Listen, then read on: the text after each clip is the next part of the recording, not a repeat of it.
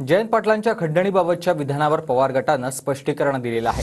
ट्विटरवरून शरद पवार गटाकडून जयंत पाटलांच्या वक्तव्याबाबत काय स्पष्टीकरण देण्यात आलंय पाहूयात।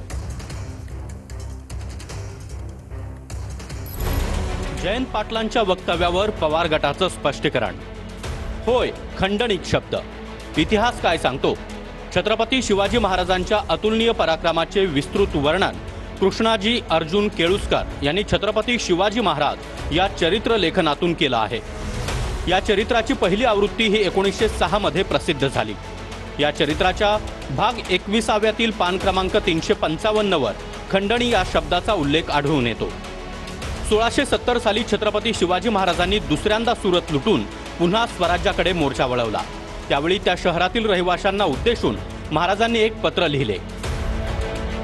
सदर पत्रात तुम्ही प्रतिवर्षी 12 लाख रुपये खंडणी बिनबोभाट पावती केल्यास तुमच्या शहराला पुन्हा लुटीची भीती उरणार नाही असा उल्लेख करण्यात आलेला आहे।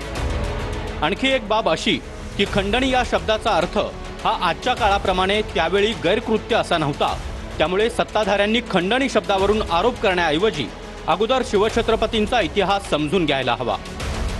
आणि हो, ज्यांच्या मनामध्ये शिवद्रोह आहे त्यांना छत्रपती शिवाजी महाराजांचा इतिहास कुठून कळणार म्हणा। राष्ट्रवादी शरद पवार गट।